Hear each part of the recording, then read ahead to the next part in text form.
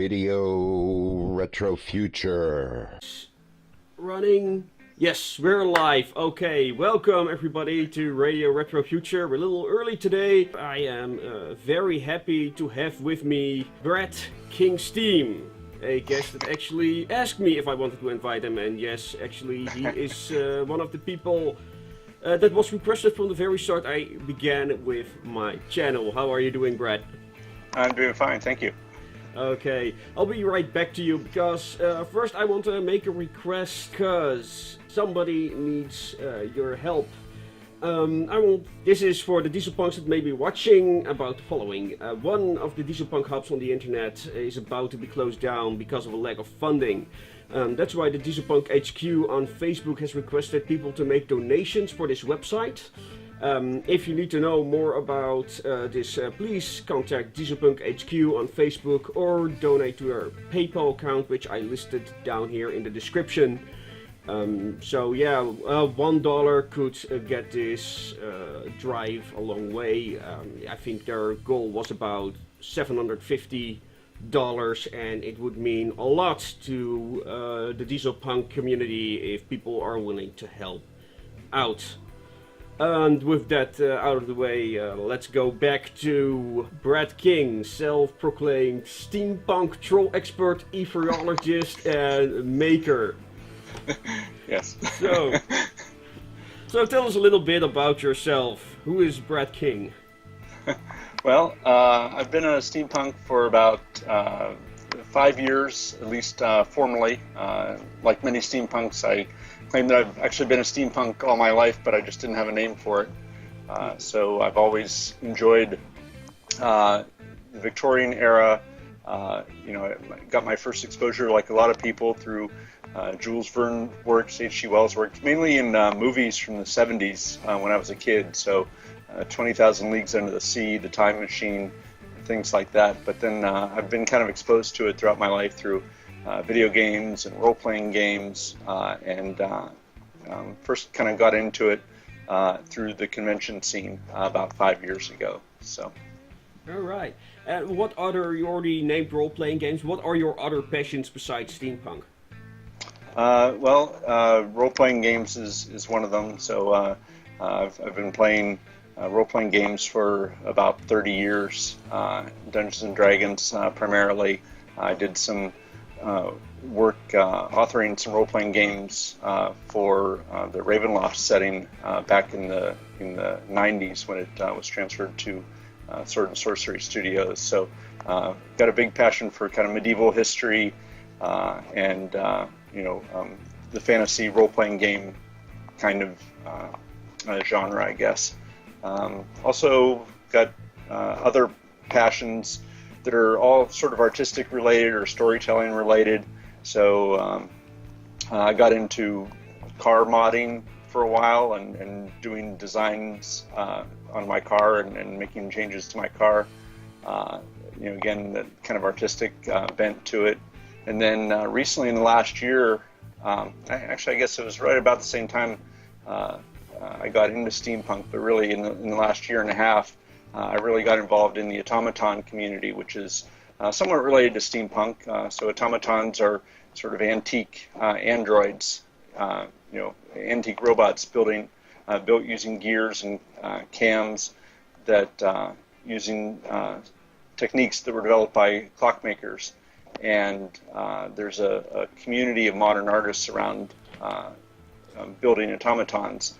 And so I got involved in that community and actually organized a convention for people that are interested in automatons. So that's another area that I have a lot of passion for. Yes, I saw on your YouTube channel you also had a phonograph, I think it's called, that worked. Yes. Yes. Yeah, that's right. I've got, I don't know, let me see if I can twist my monitor here. If you look over there, you can see it kind of in the corner of the screen. That's, I see it.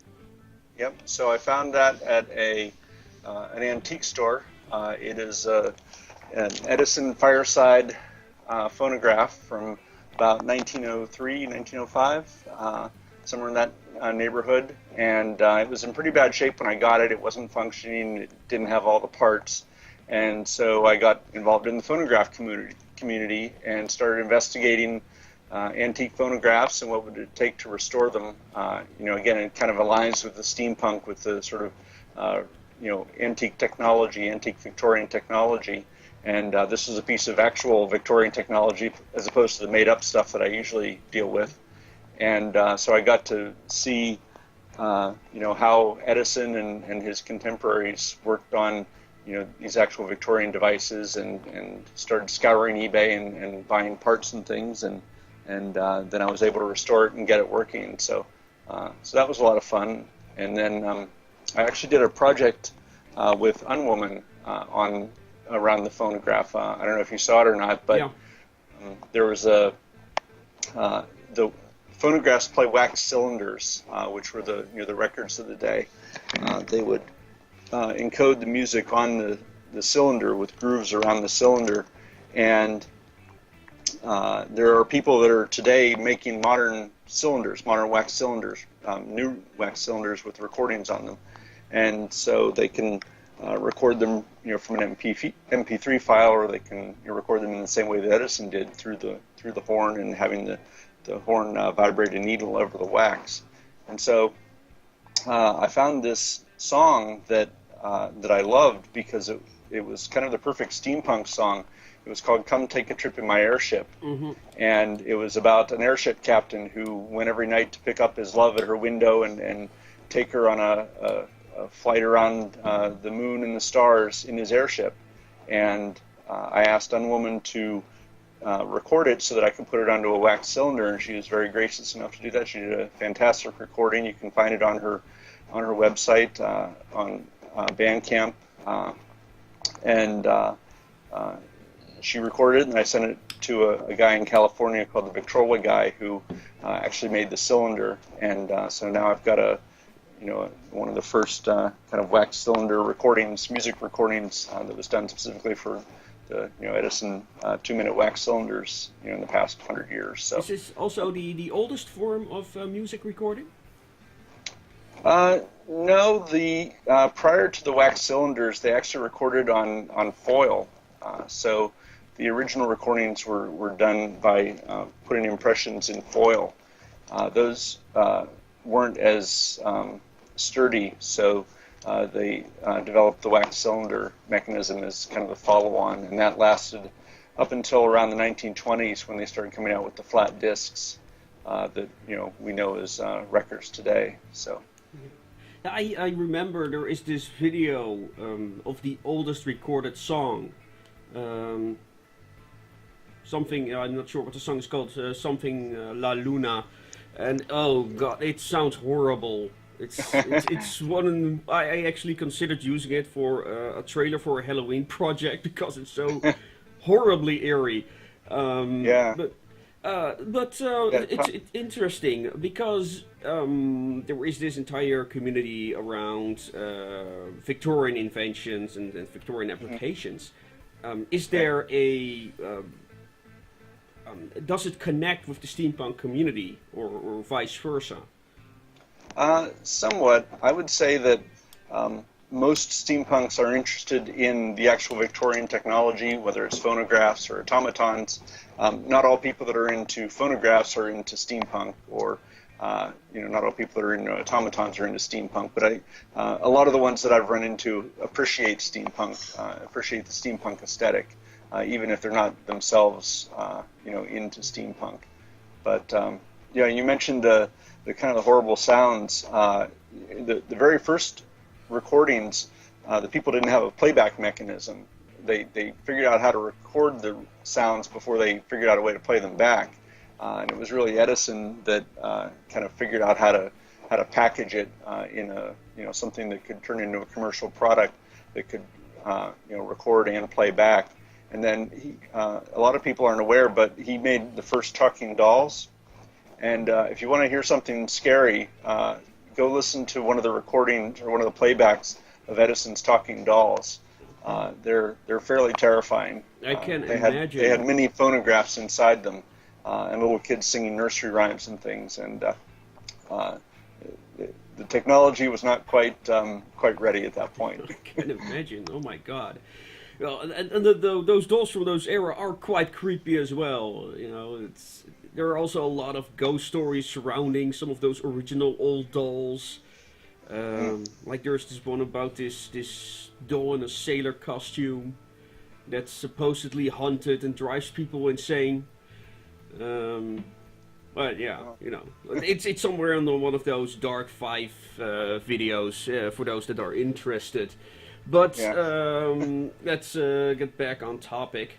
You already told us a little bit on how you got into steampunk through the role-playing games. What was your initial reaction when you learned about it? Do you remember that?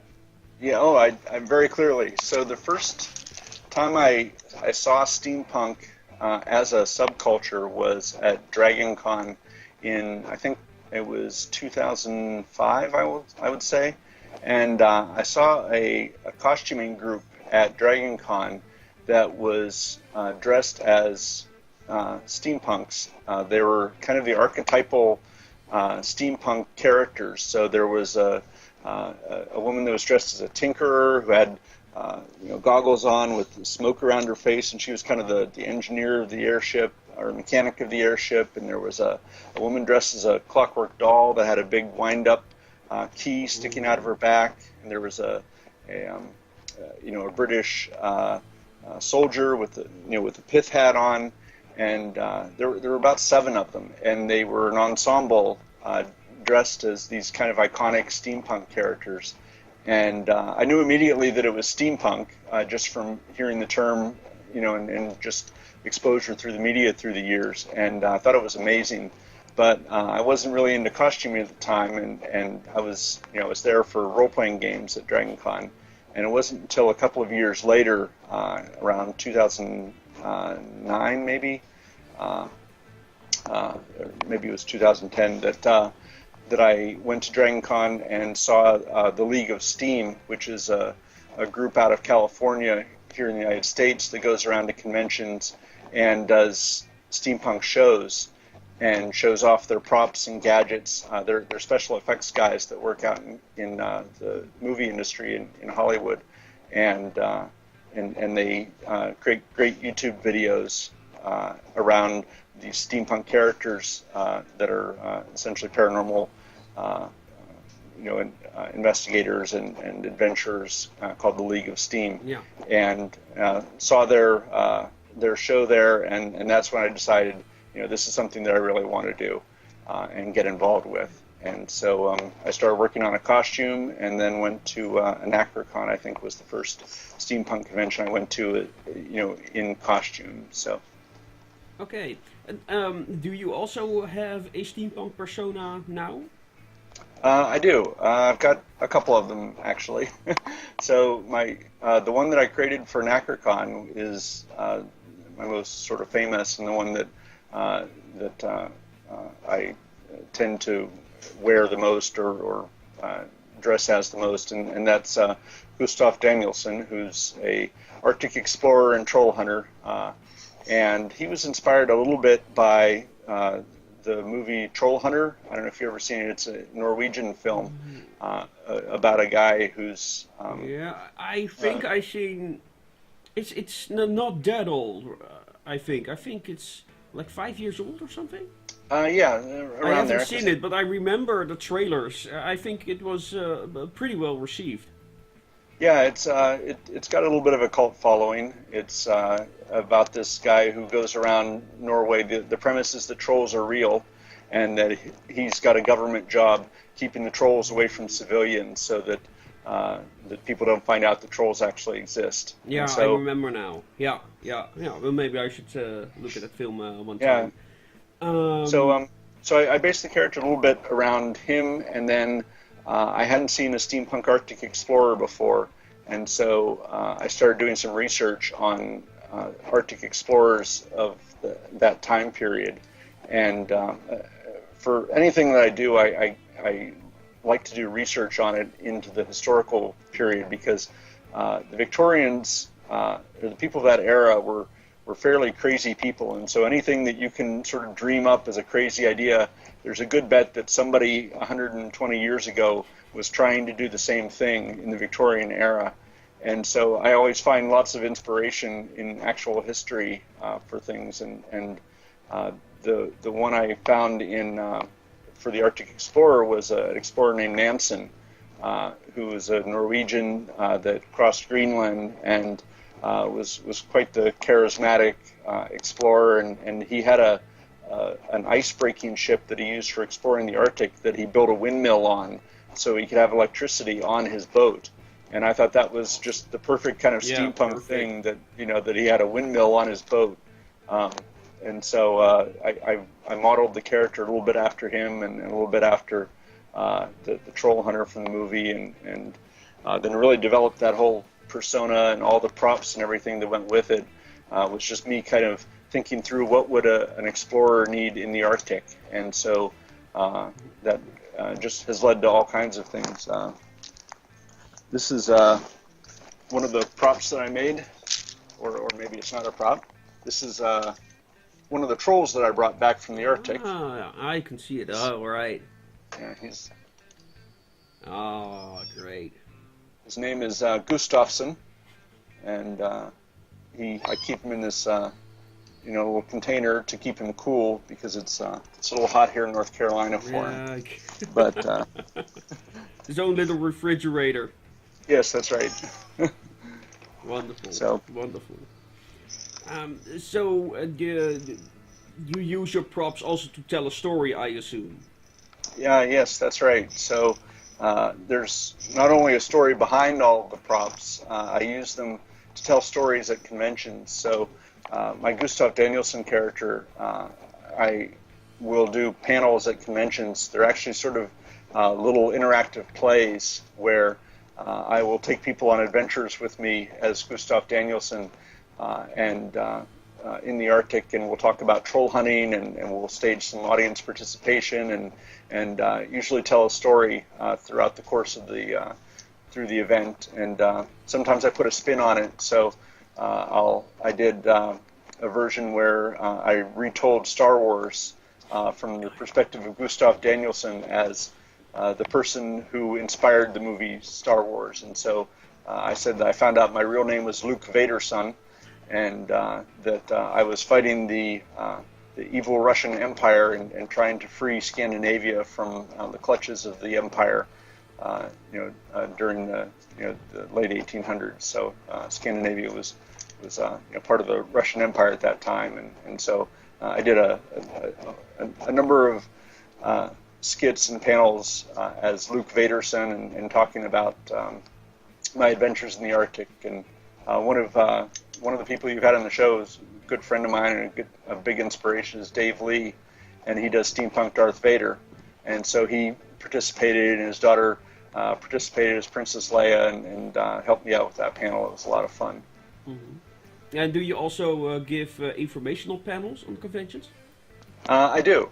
So even the Gustav Danielsson panels, I try to mix in some actual Victorian history as part of the panel. So, the part I mentioned about Scandinavia being part of the Russian Empire, even though I'm making up a lot of the story, there's a lot of elements of the truth in it. And then I do panels that are around making. So I do a lot of maker panels where I teach people how to make props, everything from conceptualizing the prop to different tools and techniques they can use for prop making, from construction to aging, to adding lights and sound and things like that. And I've done panels on automatons and the history of automatons, and panels on costuming and making characters and things like that. So a number of different panels. Can people watch these panels anywhere? No, I haven't. I've recorded a couple of the Gustav Danielsson panels, but I haven't put them up yet. I need to do that. So it's something I keep planning to do, but it's something I haven't actually got around to doing yet. Is record some of these and put them up on the internet. So right. Well, we would be interested to see them. Let's see. Yes, where do you hone your skills? Did you already have them before you got into Steampunk, or did you learn them on the fly? So the only skills I had were, I took woodshop and metal shop in high school, and that was about the extent of my skills. I did, whenever I was working on role-playing games, I did a lot of work building miniatures terrain, and so I had some, artistic skills. Have always been artistic, but I developed some skills around sort of miniature making and model making as part of building miniatures terrain for the role-playing games. But I didn't have anything as far as costuming goes or prop making, and really it was a matter of just tapping into the power of the internet and going to conventions where people taught different techniques, and to be honest, a lot of trial and error. So I typically think of the story that I want to tell first, and then I go figure out how I'm going to tell that story, and what skills I need to develop in order to build the prop or the costume that tells that story. And so just about every project I do is something I haven't done before. So I'm just constantly learning new skills and new techniques in order to kind of push myself to the next level. So, but that's kind of one of the messages that I try to give people whenever I do my talks at conventions, is that you don't have to be an expert. You don't have to start at the expert level. Just start somewhere. Pick something that you think you can do. Aim a little higher than what you think you can do, and give it a try, and you'd be surprised at what you can accomplish. So, what was your first project? Do you remember that? Yeah, it was probably a ray gun or a frost gun that I made for my Gustav Danielsson character. Actually, I've got it over here. Let me grab it. No problem. Take your time. I'll show it to you. There it is. All right. Yeah. So I'm going to take off my hat here for a second. The microphone's kind of getting in the way. So this is my frost gun, and it was made for my Gustav Danielsson character. And let me see if I can get it in frame here. Okay. And so this was, as like most people, I started with a Nerf gun modification as my first prop, and so this was a big one. It was a Nerf bazooka. It shot these foam balls out of it, and so I made this by basically beating it up with a Dremel tool to give it some age and texture, and then painting it black and using a product we have here in the U.S. called Rub and Buff. It's a waxed-based paint that you can rub over something, and it gives it kind of an aged metallic look. And so I use some silver and gold Rub and Buff, and then this is an insulator from an old railroad insulator. I put some fake frost on the end, and it's got a lot of lights and sounds. I don't have the lights turned on it yet, but anyway, that was the first project that I did, and it occurred to me after the fact that a frost gun probably wouldn't be that useful in the Arctic, because anything that lived in the Arctic would probably be, somewhat immune to frost, but it kind of fit thematically until I thought about it. But at that point, I'd already made it, so. No, so the thing with frost gun is it needs to remain cool, so it's probably also the only environment where it properly works, but, yeah, could be.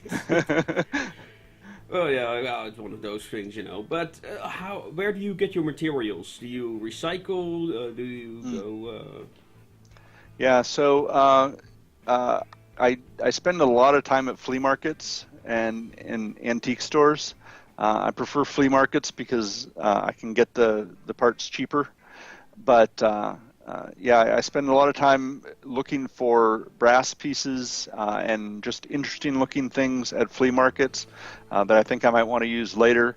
I also am intimately familiar with all the local hardware stores around, so I will just go wandering up and down the aisles, looking for just interesting things that can be repurposed. And so a lot of times I find parts that I don't know what they're actually used for, but I know that they would be interesting in, a piece that I'm making. So I'm getting more now into, as I'm getting more skills with working with raw materials, brass and wood and so on, I'm doing more things from scratch and reusing less as far as found parts goes. But I've still got a healthy collection of both. I do like to incorporate actual antique pieces into my work where I can, because I think it sort of adds a little bit of authenticity to it. I try to make my props look like there's something that could have actually existed in that era. So that's kind of my favorite style is things that look like actual antiques. My mother was an antique dealer, so I grew up getting drug around to different antique stores and seeing actual antiques, and so I like to make my props look like they could be, actual antique things. So. Yeah, right. Where do you get the bulk of your inspiration from? Is it from fiction or is it from history, as you already said? I would say usually the initial spark of an idea I get is probably movies more than anything else that I've been exposed to throughout my life, and that usually gives me kind of the initial spark, and then I will typically hit the internet and start researching the history behind it, and then the history is what really adds the depth and the color and the interest to the story behind whatever I'm working on. So I would say that's probably where I get my biggest inspiration. I have a note in my phone of project ideas, and so I'm constantly, every time I get an idea, I just add it to the list, and then I go back every once in a while and I kind of go through the list and try to prioritize somewhat about what I want to work on at the time. I tend to sort of follow my muse and work on whatever I'm inspired to work on at the time. So at any given time, I've got anywhere from 5 to 10 projects that I'm working on, and I finish them kind of as needed. So if I've got a convention coming up that I have a project that I want to get done for, then I'll focus on that one and try to get it pushed out and done by a particular convention, for example. But I've got a list of probably 20 projects in my backlog right now that I want to get through. So. Yeah. Now, how does the building process go? Do you start with an idea and you find something? Yeah, this looks about good, and then go with the flow, or? Yeah. So I've been on a lot of panels with other makers, and I think the process I use is a little bit different than some of the other makers I've talked to. A lot of people start with the interesting items that they find at a store or at a flea market or whatever, and they say, okay, I think this would make a great, X. I kind of do it the opposite. I come up with the idea, and I go through this kind of ideation phase where I'm kind of expanding the idea of what it could be, and so that's when I'm doing research and looking into the history of things like that item. And I always start with a sketch in my sketchbook, and so I'll sketch some ideas about what I want to make in the sketchbook, and then I'll kind of expand the idea, and then I go out looking for the parts that I need to make that. So if I have a design and I say, okay, I need something that looks like, this two-pronged candlestick, for example, then I will go hit the flea markets and try to find that exact two-pronged candlestick that I have in my head.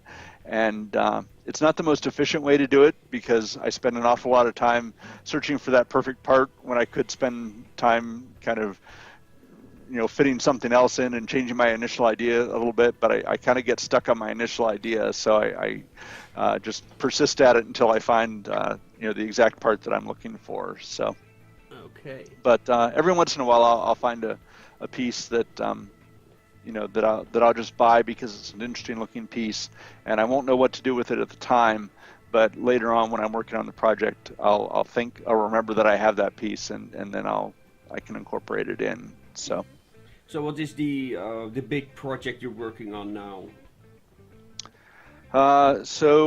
Again, I've got about 5 of them in the works, but the one that I'm probably going to be working on next is I want to build another automaton.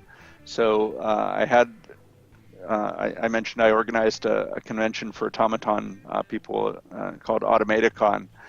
You can go to automaticon.org and check out the website. But I got really inspired by all the great makers and artists that were at that convention, and I built one automaton myself. You can see it on my YouTube page. It's called the Aetherologist, and I want to work. I want to build my next one, and the next one I'm building is based off of a Greek myth, the myth of Typhonus.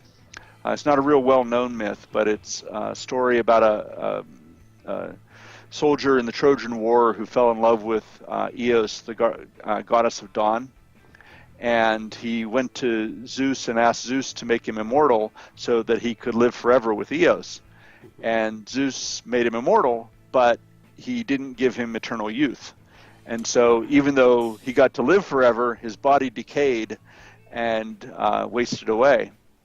And so Eos ended up putting him in a kind of a vault behind some brass doors, so that he wouldn't have to look at her and she wouldn't have to look at him. And it was a very sad story. Mm-hmm. But one of the first automaton makers was an actual scientist named Hero of Alexandria, and Hero around 80 AD was making. He built the first steam engine. He built the first sort of coin-operated device. It was a holy water dispenser that you could put coins into.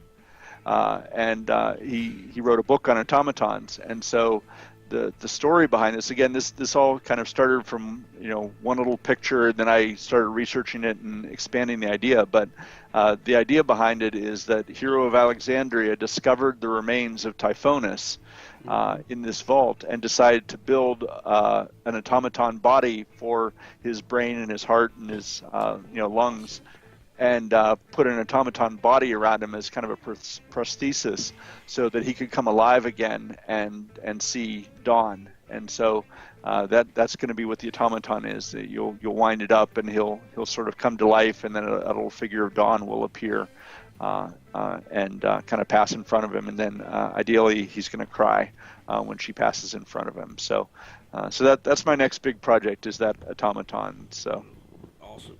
That sounds really impressive. I'd love to see that. But you already talked a little bit about the conventions. Is Atomicon, are you the organizer of that?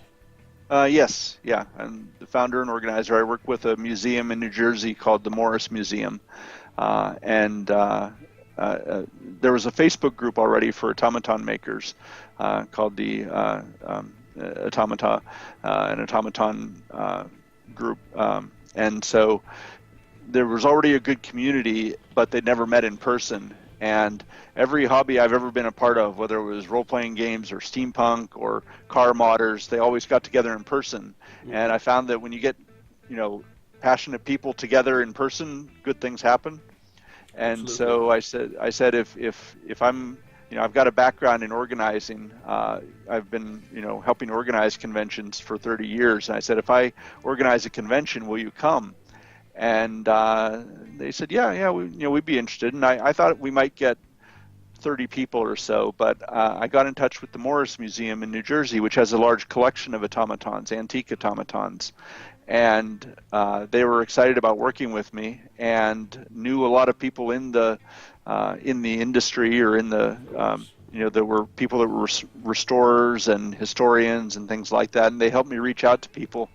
And it was really a huge success. We had people from France and Spain and South Korea and all over the United States, come to the convention. So it really took off. There was really a kind of a pent-up desire to get together, and so it was great. It was a really fun event. So. Okay.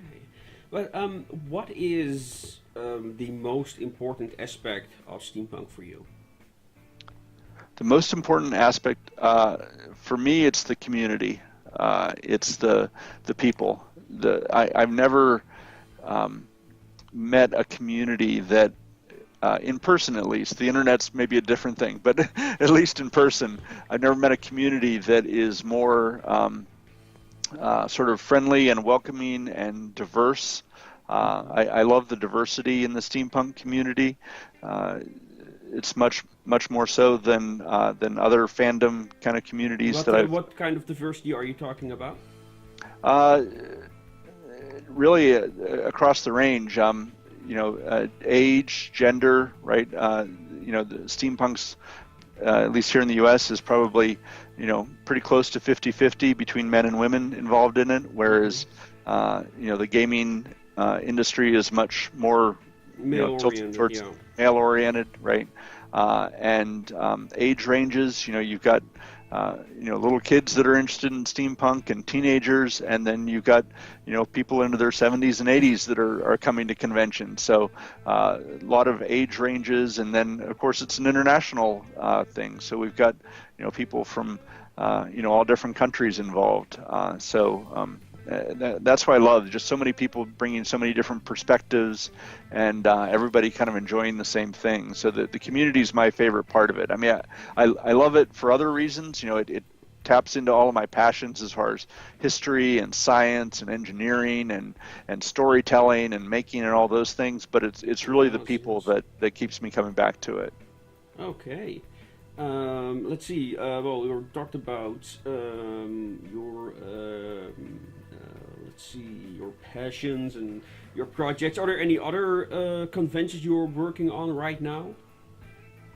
The next big one I've got is Dragon Con. So I'll be an attending professional at Dragon Con, and so I'm helping to run the Splendid Teapot Racing at Dragon Con this year. Mm-hmm. So that's another project I've got to get done before then is build some ramps, or maybe borrow them from my friend Stephen Chapman. But I'll probably try to build my own set just so I can put my own kind of spin on it and have some to practice with. I did Splendid Teapot Racing. I think you did a couple of shows on Splendid Teapot Racing. From New Zealand, and the Teapot Race from New Zealand were on where it started, which is really interesting because I thought Teapot Racing was just one of those fads like T-dueling, which I also never got into. So when I first looked at it, was like, again, but because I feel that people in steampunk are looking for actual challenges, something to develop the community, give it some direction. Right. Maybe we could do a panel on that subject some other time. And that is what Teapot Racing felt like for me. But then I heard the story of, was it Lewis Wallace? No? Oh, I forgot her name. Anyway, but there is the history and how it started with her friend in a wheelchair, and she wanted to, be part of that community. So I really love that aspect of it now, and I'm actually kind of a big fan. And it also informed me of the airship races. So that's something I also will have to get into one time. The thing I like about the Teapot Racing, the airship racing is great. It's a lot of fun to watch, but it requires a fair amount of skill to build an airship racer, and get it so it doesn't get stuck, and that you can maneuver it. And there's a fair amount of engineering involved. And the Teapot Racers, I think, are a little bit more accessible to the average person. So this was my Teapot Racer that I built for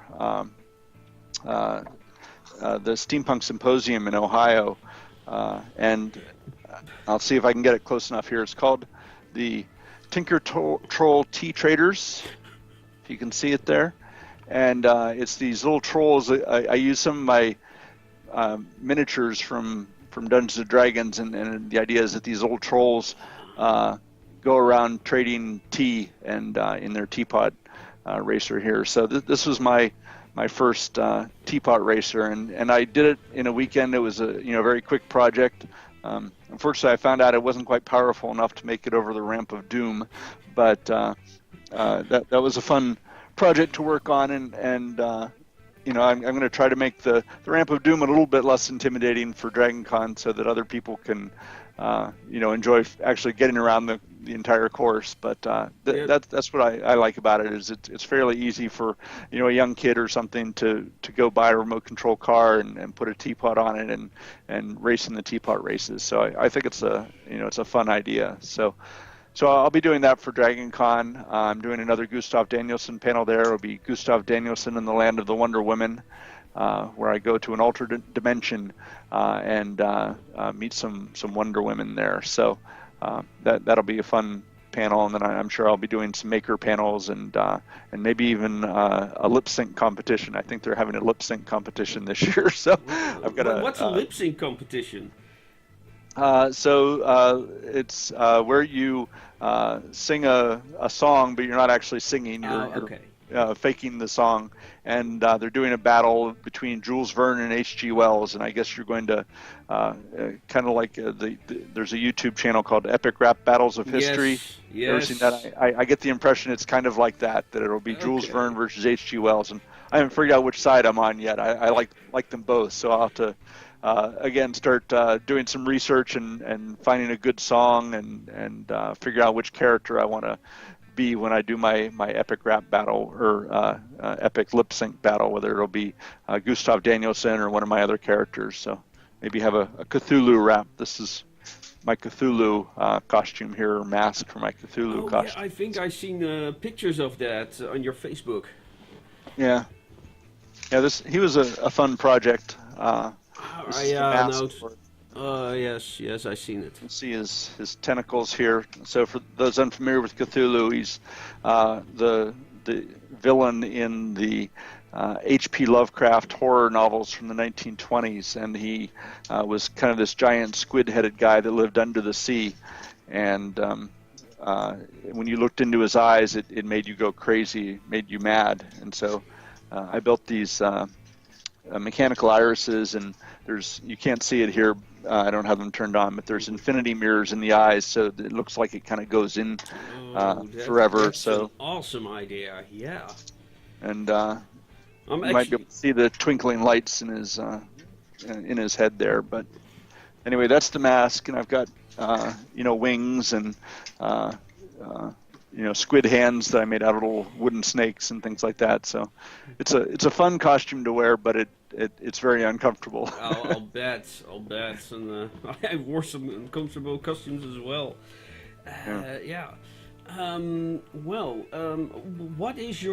What has been your most ambitious project till now? What you've completed?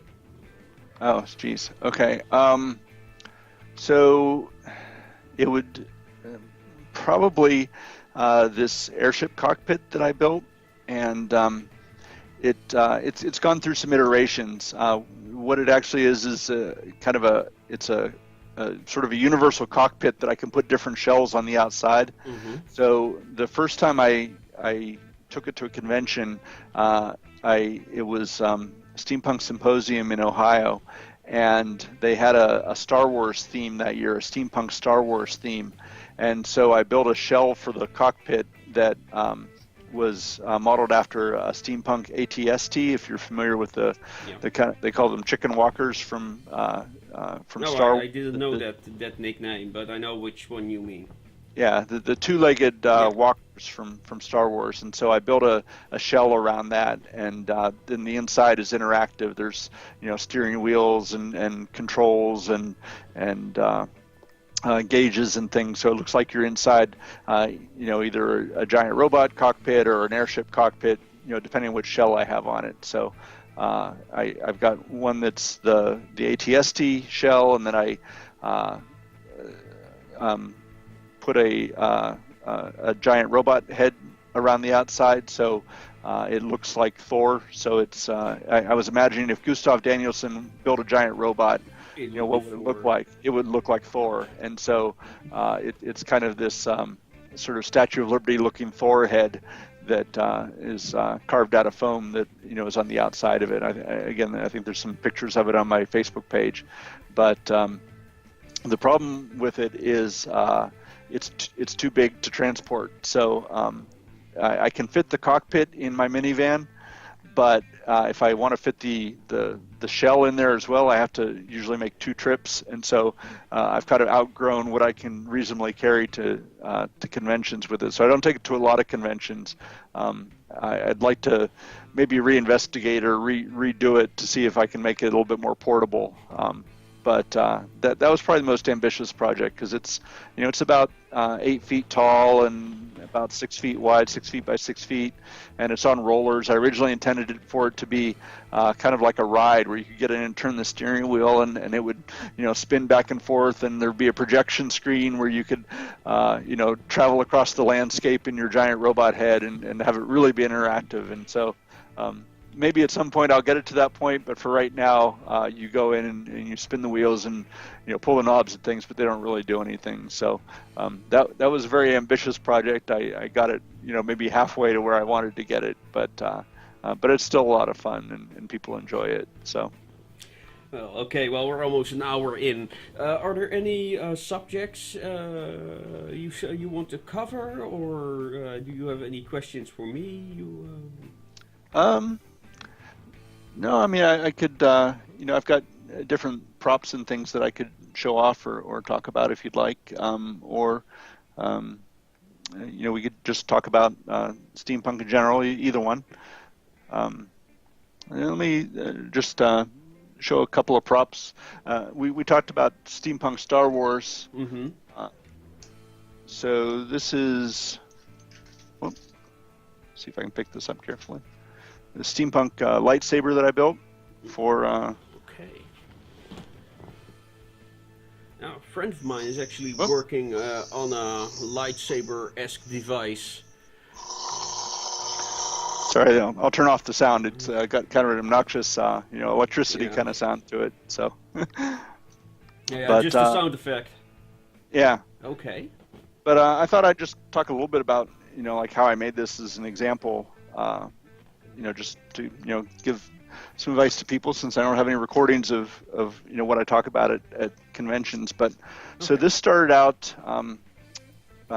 as an idea that I wanted to build my own custom lightsaber. One of the things I wanted to do differently about it was I wanted to make it so that it looked as good when it was turned off as when it was turned on.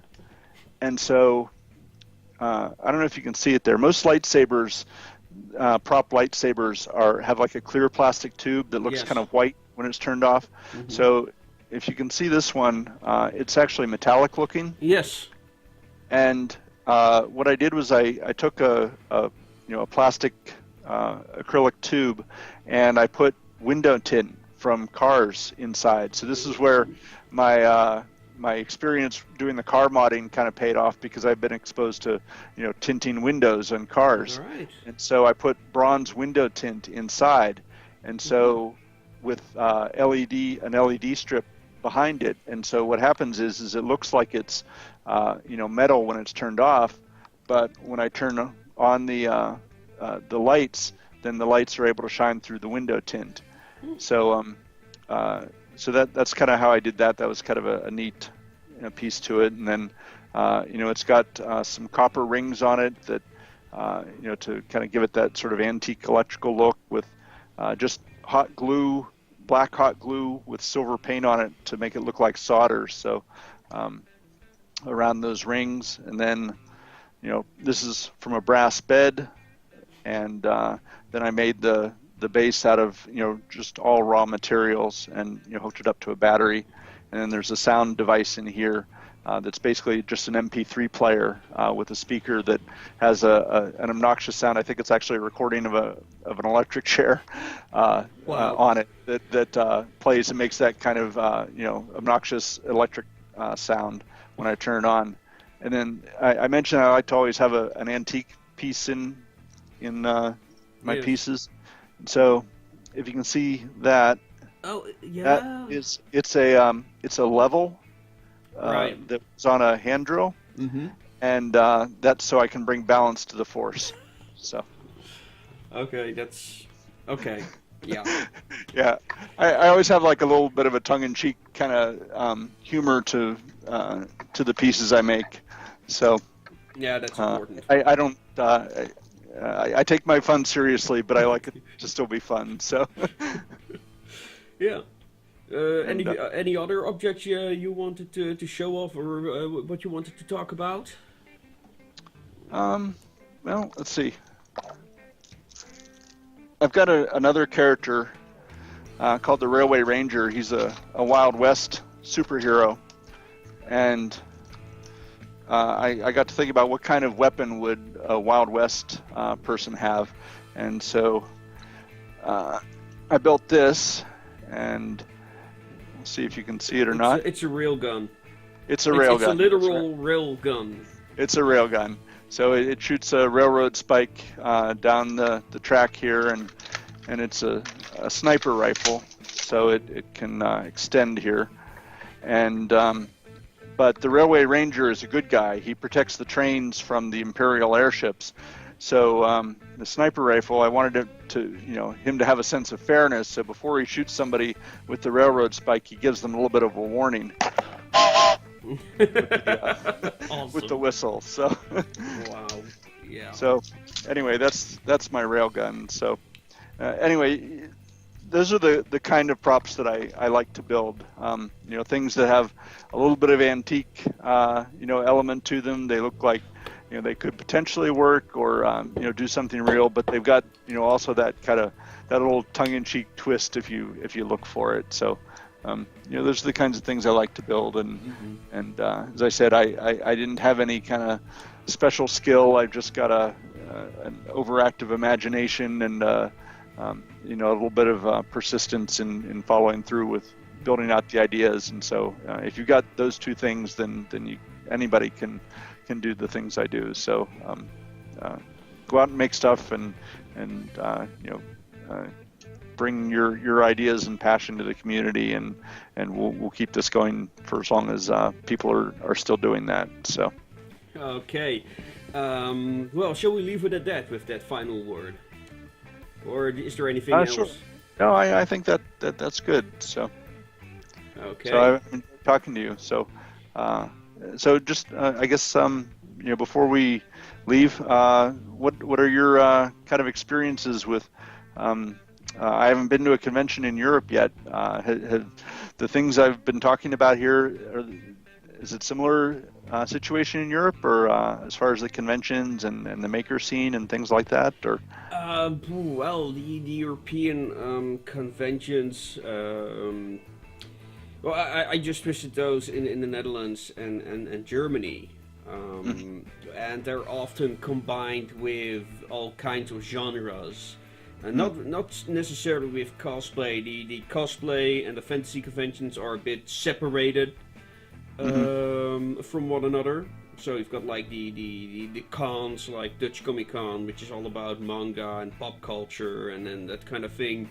Right. And there are some steampunks, but not that many.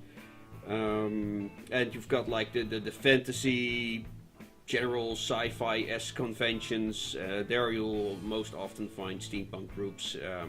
That's the kind of conventions where I give presentations and have my visit with my own group, Ragtag, and soon to be the group of this channel, Radio Retrofuture. So yeah, but in Germany there are specific steampunk conventions, and they often have bands, but not so much in the form of panels. There are musicians and there are small acts. We have a Dutch theater group, which is not necessarily steampunk, but they have these enormous steampunk vehicles, like an airship, and they're called Abacus Theater. I love those kind of large-scale projects. There's some groups out in California that build them for going to Burning Man the Burning Man event out there, and I haven't been, but I would love to go and see them. I am going to France next month or in August, and going to the Isle of Nantes, where Jules Verne was born, where they have I don't know if you've seen them. There's a theater troupe there that builds these gigantic steampunk-esque or Jules Verne-esque animated figures. So they've got an elephant. Is that La Machines? Yes, exactly. Right.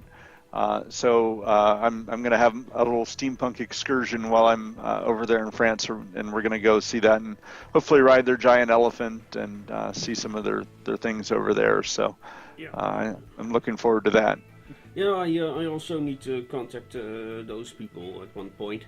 Although it appears they don't want to be associated with steampunk for some reason, or at least. Oh, really? Yes, that's what Commander Bob said in his interview.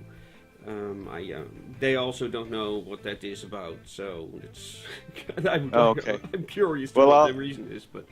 Yeah, I'll see if I can act as a bit of an ambassador whenever I go meet them and see if I can bring them around. Yeah, sure.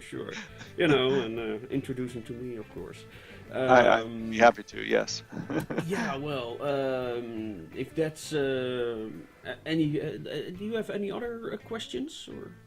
No, I think that's it for me. So thank you. This was a lot of fun. So it was. Let's see. Are there any? Yes, there are actually viewers right now. So, yes, for those who tune in later, I want to attend them to the Drive to Keep, the dieselpunkhq.org website online. Details are in the description.